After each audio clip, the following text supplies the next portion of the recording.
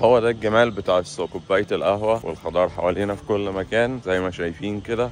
صباحكم فل. هنا بسبب الشجر اللي موجود والخضار الموجود في كل مكان ففي اكسجين في الجو غير طبيعي، مستمتع جدا وانا بتمشى. بتتمشى براحتك والشوارع زي ما احنا شايفين كده نضيفة جدا. في مدينة كبيرة زي وارسو اشتري كده تذكرة مواصلات على قد المدة اللي انت قاعدها. المواصلات هنا مريحة جدا وشبكة المواصلات مغطية المدينة كلها. ده مكان من اجمل الاماكن السياحية هنا في مدينة وارسو، ساحة القلعة، مكان سياحي جميل جدا. وسألت البوليس دلوقتي ينفع اصور ولا لا، قال لي تصور عادي وتقدر ان انت تاخد كذا فيديو. هي الناس بس هنا اللي ما بتحبش التصوير، فحاول على قد ما تقدر ما تطلعش حد في الفيديو. زي ما احنا شايفين كده مكان جميل جدا، مكان سياحي اثري. زي ما احنا شايفين هناك الحنطور كده، ممكن تاخد جولة في الساحة دي كلها بالحنطور، هتبقى جولة جميلة جدا. ده ماركت جميل معمول في الشارع بيبيعوا فيه المشغولات اليدوية، وتقدر تتمشى هناك براحتك وتستمتع بلون الورد اللي مش هتلاقيه في اي مكان تاني.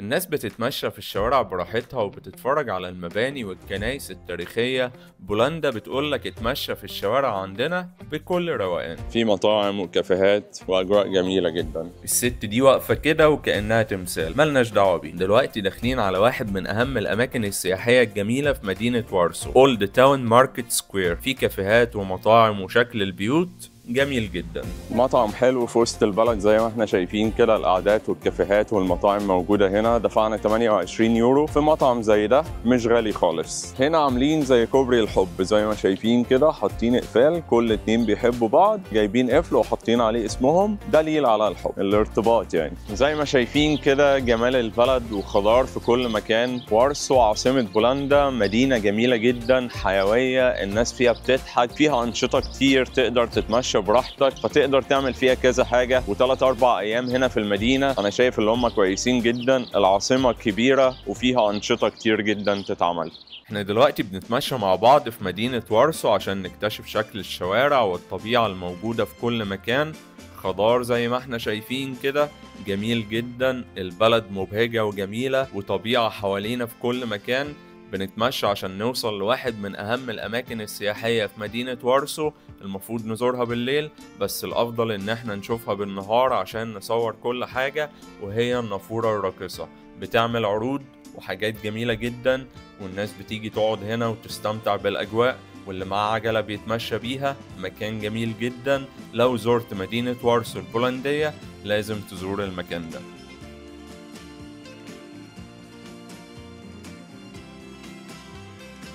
عارف لما تبقى عايز تسافر بلد وتعمل فيها ريلاكس ومفيش أي صوت، رغم إن بيسكن هنا في المدينة 2 مليون مواطن، بس البلد هدوء جدا، فتيجي وارسو لأن هي جميلة وبلد فعلا هادية، مدينة فعلا تحس فيها بالسلام الداخلي، هدوء في كل مكان، مفيش أي حد بيزعجك. زي ما انتم شايفين كده شكل المباني جميلة، شكل الشوارع، الحمام بيطير قدامك، خضار في كل مكان، الشوارع نظيفة. أكتر حاجة بحب أعملها إن أنا أقعد على كافيه كده حلو، أشرب اسبريسو وأستمتع بالأجواء الطبيعية الموجودة دي بالدنيا كلها. والبلد هنا كمان رخيصة جدا، يعني الأسعار تشرب اسبريسو مثلا بيورو 50 سنت، ممكن تاكل مثلا 5 يورو 6 يورو. فالبلد هنا رخيصة مقارنة بدول أوروبا التانية. زي ما احنا شايفين كده الحنطور بيتدلع وبيتمشى في شوارع بولندا الجميلة. بص بقى، احنا دلوقتي واقفين قدام واحد من اقدم واشهر المعالم في مدينة وارسو، اسمه باربيكان. الحتة دي كانت زمان جزء من سور ضخم بيحاوط المدينة القديمة عشان يحميها من اي غزو، يعني نقدر نقول كده انه كان خط الدفاع الاول لاي حد بيفكر يقرب. اتبنى في القرن ال16، ومن وقتها وهو شاهد على تاريخ كتير، حروب، دمار، وبعدها اعادة بناء في الحرب العالمية التانية. اتدمر تقريبا كليا، لكن البولنديين قرروا اللي هو يرجع زي ما كان بالعند في اي حاجة تانية. ودلوقتي بقى ممشى سياحي بياخدوا صور ويشموا ريحة التاريخ اللي طالعة من كل حيطة فيه. لو جيت وارسو